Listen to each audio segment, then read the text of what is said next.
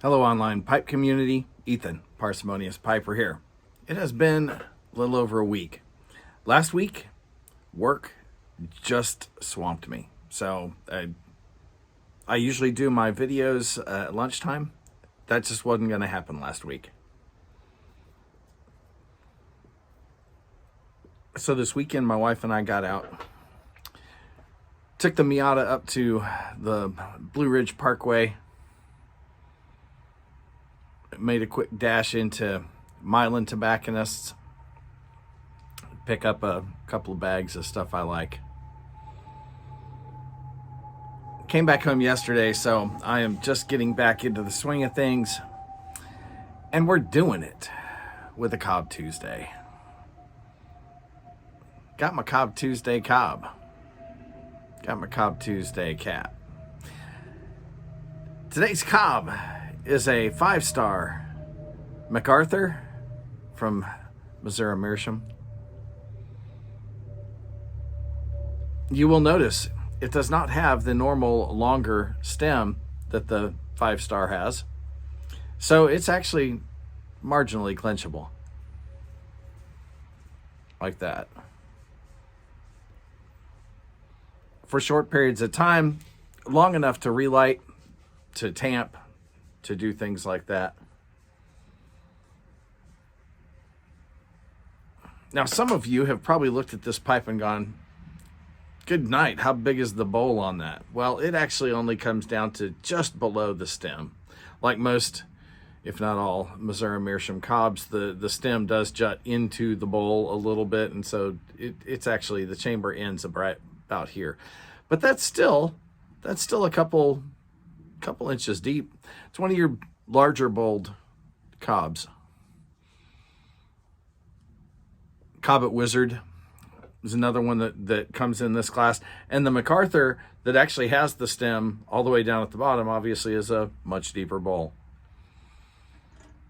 This, having the bottom part of the Cobb as part of the handle, it's actually a pretty comfortable smoker as long as you're not trying to do something with both hands free.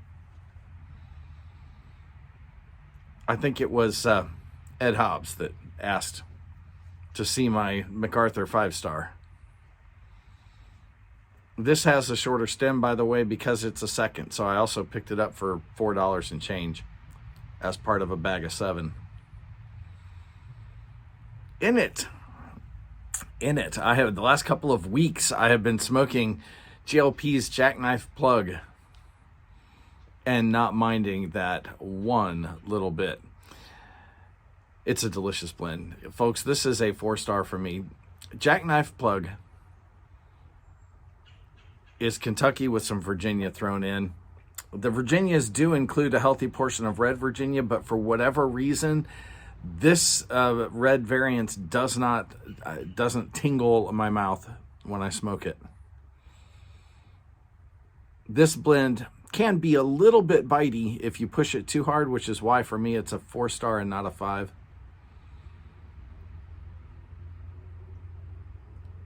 You can get it either in 2-ounce or 8-ounce packages. I think I have not bought the 8-ounce yet.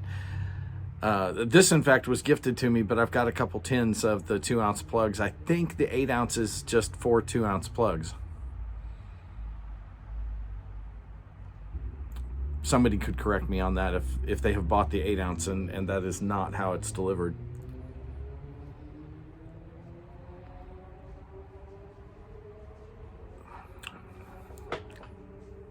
I get mostly the Kentucky. Campfire-y, a little bit of the floral type of Kentucky. There's not a lot of barbecue to this one, not like Old Dark Fired or Mac Baron's other HH, the Bold Kentucky. Not really barbecue-y, but more campfire-y and a little bit floral, but dark and rich. Just beautiful. Only slightly sweet from the Virginias.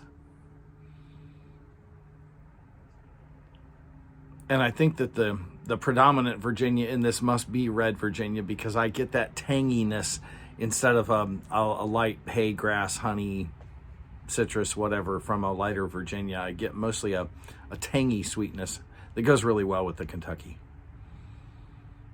Absolutely fantastic blend.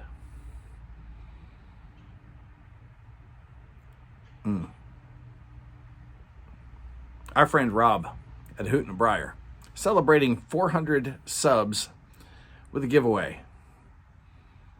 Now, this has been going on for a couple of weeks, and I know I missed last week, but I'm super late. It's hard for me to believe he has not actually done the draw yet. However, Rob, please don't enter me. I have too much crap, and someone who watches you is really going to enjoy your generosity. But I wanted to play along anyway. Mr. Hoot And A Briar asked us to share our favorite scary movie. Well, for me, I've always been entertained by the Friday the 13th, Jason and the Halloween and Nightmare on Elm Street, the slashers. Entertained, yes, but those are not my favorites. Because in the end, those require you to massively suspend your sense of disbelief in order to play along. No. The scariest movies to me are the ones that are plausible. You look at that movie and you go, holy cow, that could happen.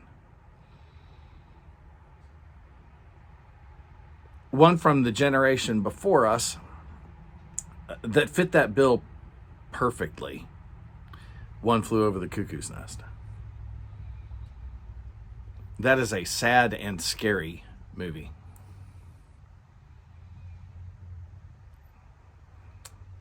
But it didn't give me the willies quite as much as the one from my generation, and that would be Misery, starring James Caan, Kathy Bates. I tell you what, that movie is believable from beginning to end, and I think it was my introduction to Kathy Bates as a real actress. And let me tell you, boy, she just scared the crap out of me.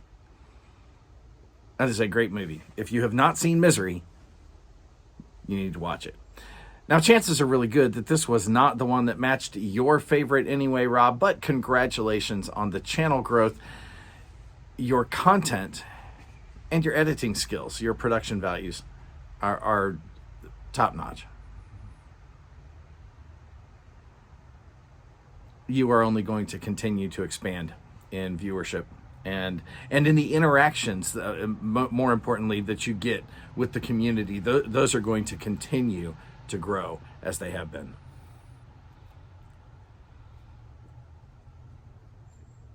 Folks, link to his channel would be down below, as it always is. Oh man, this stuff is just so good. Drop by and give him a look. Tell him about your scary movie if you feel like it. And then, like something you like. Man, I like this stuff.